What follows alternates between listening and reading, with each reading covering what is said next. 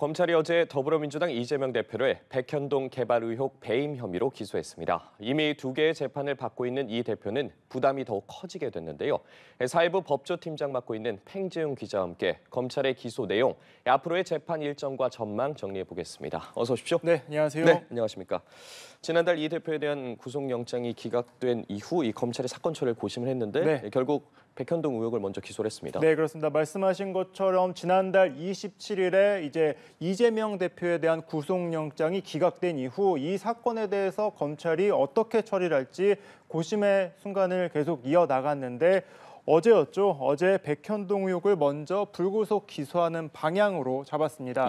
영장에 그 당시 이제 영장이 청구됐을 땐 세 개의 사건이 함께 올라갔었거든요. 백현동 의혹 사건이 있었고 대북 송금 의혹 사건이 있었고 그다음에 위증교사 사건 이렇게 세 가지가 있었습니다. 그 중에서 백현동 의혹 사건만 먼저 따로 띄어서 분리 기소를 하는 방향으로 결정을 내린 것입니다. 이재명 대표와 함께 정진상 전 민주연구원 부원장도 함께 이제 기소를 했고요. 그리고 혐의는 특경가법상 배임 혐의가 됐습니다. 그러니까 좀 이 백현동 의혹에 대해서 설명을 좀 해드리자면 2014년도 이 대표가 성남시장이던 이 시기에 백현동 개발을 이제 진행을 하면서 이 민간 업체에게 특혜를 몰아주고 그리고 성남도시개발공사를 이 사업에서 배제를 하면서 성남도시개발공사에게 최소 200억 원의 손해를 끼친 혐의가 적시가 됐습니다. 그리고 이 많은 뉴스에서나 많은 분들이 알다시피 백현동 개발을 의혹을 할 땐 이 용도 변경이 4단계나 이제 한꺼번에 진행이 된 게 있는데 이것 또한 특혜를 받은 것으로 검찰은 현재 보고 있습니다. 대북 송금과 위증교사 사건은 그럼 어떻게 되는지 궁금하실 텐데 검찰은 이것도 조만간 처리를 하겠다 이 같은 입장을 내놓았고요. 추가 기소 여부도 지금 열어놓은 상태입니다.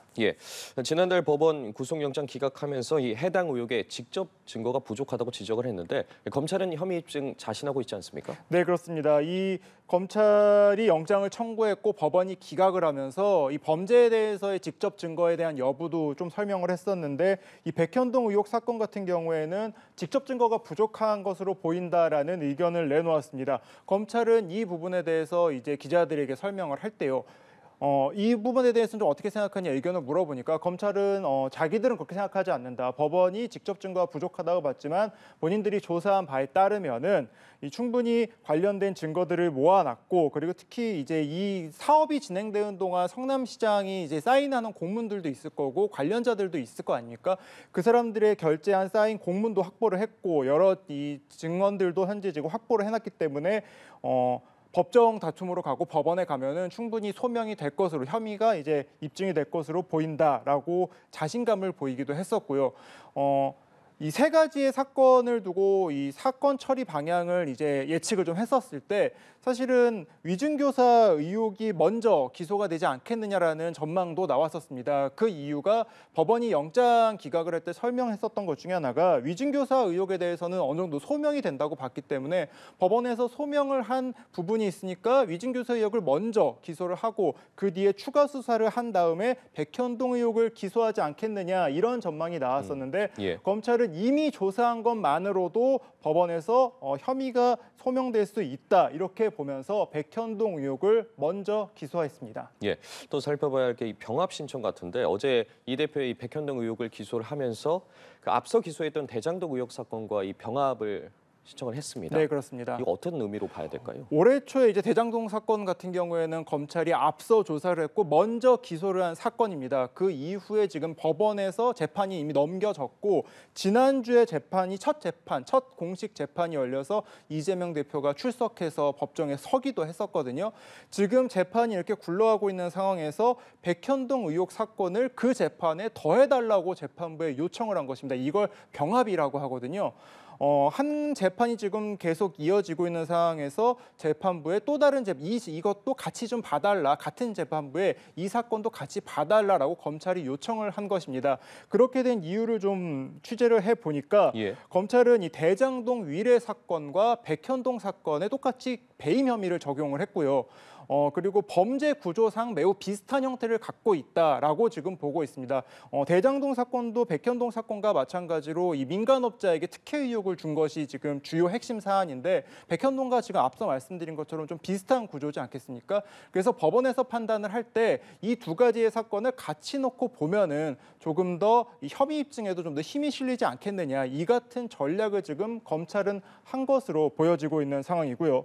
지금 두 재판이 합쳐진다는 것이 만약에 재판부가 이제 허용을 해서 그렇게 된다면 배임 혐의 액수만 5천억이 됩니다. 굉장히 큰 사건이 되는 거고 예. 이미 대장동 사건의 기록만 놓고 봤을 때도 재판부가 지금 이 대장동 사건은 워낙 기록이 방대해서 2년 정도 볼 거라고 얘기를 했거든요. 여기에 백현동 사건까지 더해진다면 3년 아니면 더 이상 그 이상의 1심 재판이 갈 수도 있는 상황이 될 수도 있는 겁니다. 하지만 이렇게 긴 재판을 염두에 두더라도 검찰은 이 두 재판을 합치는 것이 뭔가 이렇게 혐의 입증을 하고 검찰이 이 자신의 전략으로 봤을 땐 좀 더 유리한 것으로 해석한 걸로 현재 보여지고요. 아직 검찰이 신청을 한 것이고 법원이 이것을 최종 승인한 것은 아닙니다. 일단 법원이 어제 이제 검찰이 기소한 사건을 같은 재판부에 배당을 하긴 했는데 이 사건을 합쳐서 같이 재판으로 이어갈지 아니면 따로 떨어져 놓고 갈지는 아직 재판부의 판단이 남아있는 상황입니다. 예, 병합 여부는 좀 더 지켜봐야 될 것 같고. 네. 자, 이 대표 현재 대장동 의혹과 이 지난 대선의 공직선거법 위반 혐의 두 네. 가지로 재판을 받고 있습니다. 예, 그렇습니다. 그런데 또 어제 추가 기소가 된 만큼 아무래도 재판 출석 부담이 좀 더 커지지 않을까라는 전망이 나오고 있거든요. 네, 뭐 앞서 말씀드렸다시피 재판이 아직 합쳐질지 안 합쳐질지 모르지만 만약에 안 합쳐진다면 재판이 3개로 늘어나는 거고요. 합쳐진다고 하더라도 커다란 재판 하나와 선거법 재판 이렇게 2개가 지금 또 가는 상황인데 때마침 오늘 이재명 대표의 재판, 선거법 재판이 있었습니다. 이재명 대표의 선거법 재판 같은 경우에는 격주로 금요일마다 이제 진행되고 있거든요. 2주에 한 번씩 금요일마다 오고 있는데 한 달에 2번은 재판에 출석을 해야 되는 상황이 현재 진행되고 있습니다. 그런데 오늘 이재명 대표 같은 경우에는 이제 현재 국감이 지금 국회에서 진행 중이지 않습니까? 국감을 사유로 오늘 불출석을 좀 요청을 했습니다. 그래서 예. 법원이 이걸 받아들여서 재판 자체가 아예 미뤄졌습니다. 아무튼 재판이 이렇게 진행이 되고 국회 일정도 있는 상황이다 보니까 이 거대 야당의 대표로서는 아무래도 부담이 될 수밖에 없겠죠. 여기에다가 대장동 재판이 지금 이제 다음 주 17일과 20일에도 예정이 돼 있습니다. 만약에 여기에 또 하나 백현동 재판까지 가게 된다면 매주 이미 2개의 재판만으로도 이 7월 달에 매주 지금 재판이 나오고 있는 상황인데 하나의 사건이 더 추가가 된다면 이재명 대표가 법원을 더 오는 횟수는 늘어날 것이고 그만큼 국회 일정과 여의도 일정에서는 조금 부담이 생길 수밖에 없는 것이 사실입니다. 그래서 지금 현재 이재명 대표의 재판이 몇 개가 더 늘어나느냐 이것도 정말 관심 사안이긴 한데 이미 많이 부담이 높아졌다 이렇게 보면 될 것 같고요.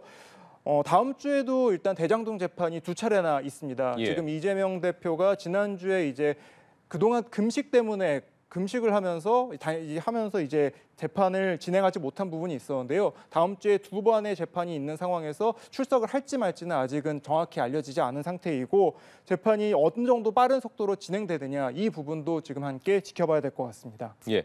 그런데 이런 상황에서 이 검찰의 기소가 더 이어질 거란 전망도 나오고 있는데 네. 그렇게 되면 아무래도 이재명 대표가 받는 재판의 수가 더 늘어날 수도 있는 말 아닙니까? 예, 지금 기소를 3번 했고요. 예. 여기서 지금 남은 의혹도 지금 최소한 2가지가 더 있습니다. 앞서 말씀드렸던 대북 송금 의혹이 있고요. 그리고 위증교사 의혹이 있고요.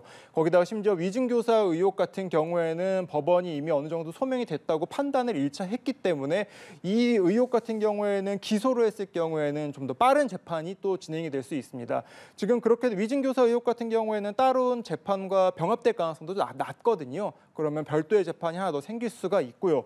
대북 송금 의혹 같은 경우에는 검찰이 지금은 좀 더 추가 수사가 필요하다는 입장을 보이고 있습니다. 그래서 당장 기소가 될 것 같지는 않지만 그래도 추가 수사가 이어질 것으로 보이고 대북 송금 의혹 같은 경우에는 수원지검에서 진행을 했었거든요. 예. 지금 서울중앙지검으로 잠깐 이첩이 돼 있는 상황인데 다시 수원지검으로 내려보내서 추가 수사를 할 가능성이 현재 나오고 있는 상황입니다. 그리고 수원지검에서 이재명 대표와 관련된 사건들이 조금 더 있습니다. 법카 유용 의혹에 대해서도 현재 지금 본격 수사를 하고 있는 것도 있고 정자동 의혹들도 지금 아직 남아 있는 것들. 그러니까 검찰이 이재명 대표에 관련된 지금 범죄 혐의를 조금 더 수사를 하고 있는 상황이기 때문에 말씀하신 것처럼 이재명 대표가 현재 지금 받고 있는 재판에서 뭐 4개, 많게는 5개까지 늘어날 수도 있을 수 있는 것이고요. 그렇게 되면 아무래도 이 대표 입장에서는 이 유무죄를 떠나서 이 재판을 계속 받는 상황 자체가 정치적으로는 좀 부담이 될 수도 있는 그런 상황이 당분간 또 이어질 수도 있습니다. 예, 알겠습니다. 검찰이 기소한 사건 법원에서 어떤 결과로 이어질지 좀 지켜봐야 할 것 같습니다.